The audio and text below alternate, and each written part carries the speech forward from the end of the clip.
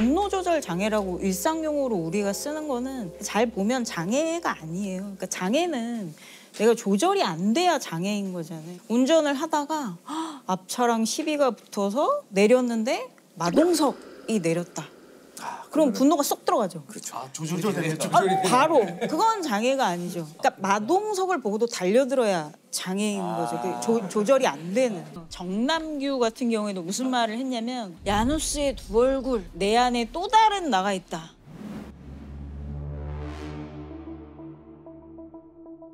이른바 묻지마 살인으로 전국을 충격에 빠뜨렸던 서울 서남부 지역 연쇄살인 사건. 길 가던 어린아이나 집에 있던 부녀자를 성폭행하고 둔 뒤로 내려치는 잔인한 수법으로 정 씨는 특히 피해자들에게 죄책감을 전혀 느끼지 않는다면서 아무 관계 없는 사람들을 대상으로 범행을 저질렀고 범행 수법 역시 잔혹해. 살인 동기를 묻는 질문에는 담배를 피우고 싶은 것처럼 살인 충동을 느꼈고 범행 순간에 느끼는 쾌감을 위해 살인을 저질렀고 현장 검증 과정에서는 지켜보는 가족과 이웃들에게 발길질을 했고 재판정에서는 교도소 밖으로 나가면 다시 살인을 저지를 것이라고 말해 사람들을 놀라게 했습니다.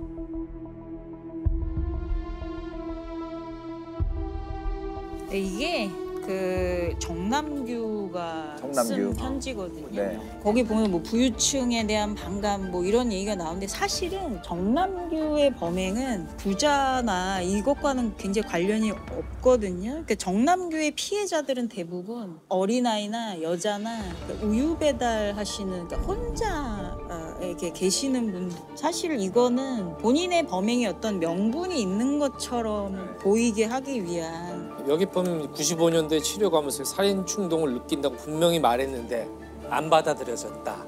나는 호소했는데 그렇죠. 너희들이 안 받아줘서 내가 이렇게 된 거다. 난 책임전가 같은 것들이. 내가 95년도에 말했는데 너희들 안 들었잖아. 그래서가 인과관계를 뜻하잖아요. 그래서 아예 그냥 탓이 나오죠. 사회가 외면한 탓에.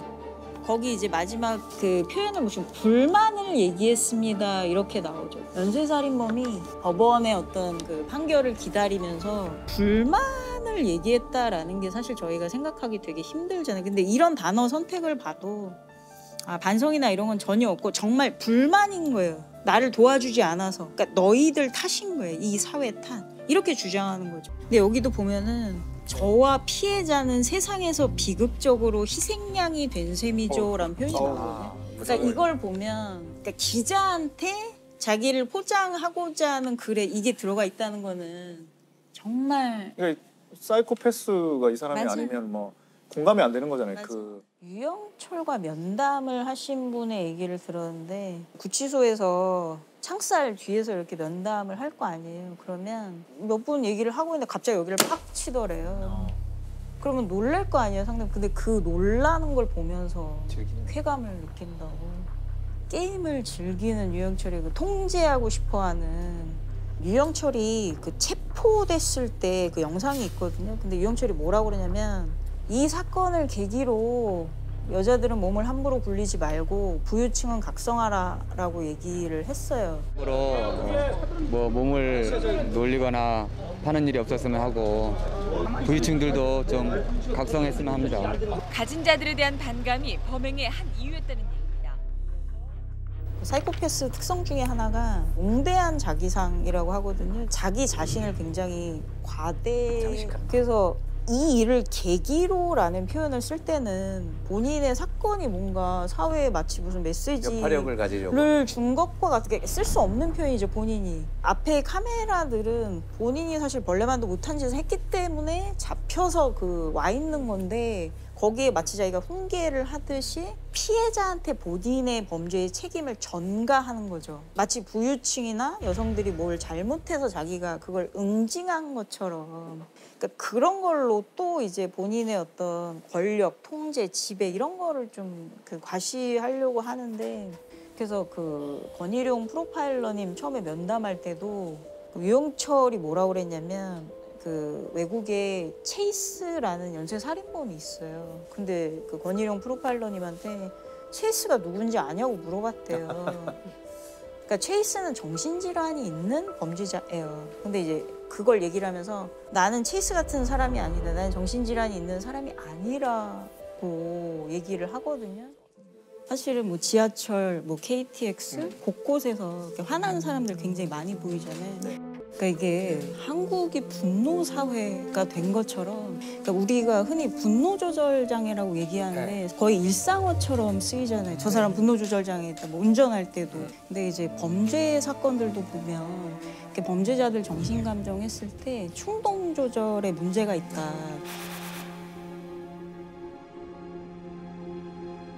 분노 조절 장애라고 일상용어로 우리가 쓰는 거는 잘 보면 장애가 아니에요. 그러니까 장애는 내가 조절이 안 돼야 장애인 거잖아요. 운전을 하다가 앞차랑 시비가 붙어서 내렸는데 마동석이 내렸다. 그럼 분노가 쏙 들어가죠. 그렇죠. 조절되겠죠. 바로 그건 장애가 아니죠. 그러니까 마동석을 보고도 달려들어야 장애인 거죠. 그 조절이 안 되는. 근데 내린 사람이 나보다 약해 보이거나 그러면 그거는 장애가 아닌 거죠. 폭력이죠. 폭력이죠. 네. 비겁한 폭력이죠. 비겁한 폭력이죠. 2021년 그 3월 노원구에서 김태연이라는 이제 사람이 본인이 스토킹하던 언니 그리고 그 동생과 엄마까지 살해한. 서울 노원구의 한 아파트에서 50대 어머니와 20대 두 딸이 숨진 채 발견됐습니다. 이 남성은 인터넷 게임을 하다 숨진 첫째 딸과 알게 된 사이였는데 집 주소를 알아낸 뒤 직접 찾아간 것으로 전해졌습니다. 이거는 데이트 폭력 사건이 아니니까 두 사람은 사귄 적이 없어요. 이 언니와 실제로 오프라인에서 만난 적은 3번밖에 안 되거든요. 기사 보니까 형사분이 이렇게 양쪽 팔을 잡고 있었나 봐요. 김태현. 저 팔 좀 놔주시겠어요? 그래서 놔줬대요. 그 분석하시는 분이 이런 경우 처음 봤다고. 형사한테 팔 놔달라라는 얘기를. 그러니까 그 경찰에서 검찰 넘어갈 때 그 포토라인에서 김태연의 행태가 그 사실 굉장히 많은 생각을 하게 만들었는데 처음에 이제 어떻게 시작하냐면 현재 심경 한 말씀 해주시죠. 일단 제가 이제 기자님들 질문 일일이 다 답변 이제 못 드릴 것 같은데 이 부분에서는 정말 양해를 구하고 싶습니다. 죄송합니다. 지금 살인사건 저지르고 이 앞에 나와 있는데 본인이 가장 먼저 양해를 구하는 대상이 기자잖아요. 그러니까 우리의 어떤 정상적인 사고로는 당연히 피해자에 대한 사죄 그거가 전부잖아요, 사실은. 결국은 내가 여기서 어떤 모습으로 비춰질지를 굉장히 신경 쓰는 거고 뭐 모든 질문에 답변을 해드릴 수 없다는 거는 난 내가 준비해온 말만 하겠다는 거거든요. 그 뭐 유족들에게 할 말 없느냐, 피해자한테 할 말 없느냐라고 하니까 이렇게 옆에서 붙잡고 있는데 형사들이 잡고 있죠. 근데 거기서도 김태현의 특성이 굉장히 달라요. 평소에는 굉장히 공손하고 굽신굽신하면서 하다가 팔 좀 놔주시겠어요?라고 이렇게 카메라 의식하는 거네요. 그래서 보면은 형사분들도 그런 말 처음 들어봤거든요. 그래서 다시 물어봐요. 그랬더니 이제 팔을 좀 놔달라고. 그래서 팔을 놔주니까 이제 무릎을 꿇는 액션을 취하죠. 근데 유가족분들에게 하고 싶은 거 없습니다. 네, 지금 하겠습니다. 잠깐만 좀 놔주세요. 팔 좀 놔주시겠어요? 네. 일단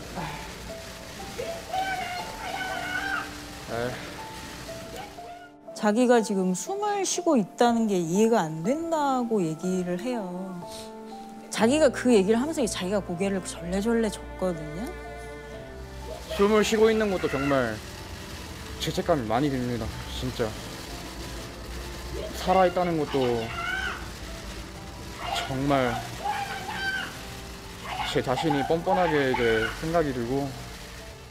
그러니까 머릿속에서 내가 이 말을 할 때 사람들이 나를 어떻게 볼까를 이제 생각한 거죠. 그러니까 김태현을 보고 고개를 절레절레 젓는 거는 행위자인 김태현이 할 일이 아니고 그걸 바라보는 우리가 해야 될 일이잖아요. 근데 그거를 본인이 머릿속에서 시뮬레이션을 돌리니까 자기가 먼저 고개를 돌리는 거죠. 날 비난하지 마, 알고 있어. 그리고 굉장히 불쾌감을, 역겨움을 줬던 그 행태가 뭐냐면 말하고 이 사람 표정이나 행동이 너무나 괴리가 심하거든요. 유영철 같은 경우에도 사실 카메라에 대고 한 말이 굉장히 역겨운 말이죠. 피해자 탓을 하는 말인데 근데 말과 태도가 일치해요. 그러니까 유영철은 훈계를 하는 거예요. 함부로 뭐 몸을 놀리거나 하는 일이 없었으면 하고 부위층들도 좀 각성했으면 합니다. 근데 그런 고압적인 말과 태도가 일치하고 조주빈 같은 경우도 셀럽들 이름을 거론하면서 주의를 딴 데로 돌리면서 정작 피해자들에게 사과하지 않는 입 꾹 다물고 고집스런 손석희 사장님, 윤장현 시장님, 김웅 기자님을 비롯해 저에게 피해를 입은 모든 분들께 진심으로 사죄의 말씀을 드립니다. 피해자들에게 할 말 없으시나요? 범행 후회 안 하시나요? 그런 말과 태도가 일치하거든요. 물론 둘 다 역겹지만. 근데 이제 김태형 같은 경우는 무릎을 꿇고 기자들이 질문을 하면 고개를 숙이고 한 3초 동안 있어요. 그러니까 죄송합니다라고 하면서 이렇게. 이건 뭐냐면 대답 안 한다는 거예요. 3초 동안 고개를 숙이고 있다는. 대답 안 할 거니까 더 이상 물어보지 마라 하고 고개를 이렇게 천천히 들어요.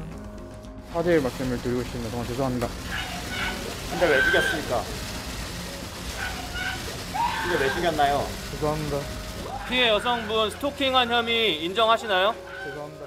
그러니까 말은 공손하고 사죄하고 이런 표현인데 이 사람 행태는 이렇게 해가지고 카메라 이렇게 봐요. 기자분이 굉장히 조심스럽게 물어보죠. 마스크 벗어줄 수 있냐고. 근데 본인이 원치 않으면 안 벗을 수도 있거든요. 근데 기다렸다는 듯이 벗고 네 하더니 이렇게 이제 보는데 정말 보는 표정이 많이 왔네. 잘 찍어. 딱 이 표정이에요.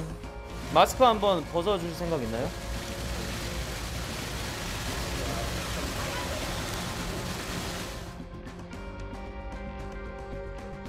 사실은 뼛속까지 찌질한 어떤 인간이 남들 앞에서 이 포토라인 일생에 처음 사람들이 이 정도의 나한테 관심을 보여준 여기서 얼마나 멋있게 보이려고 그 전날 정말 머리를 굴렸을지가 보여요.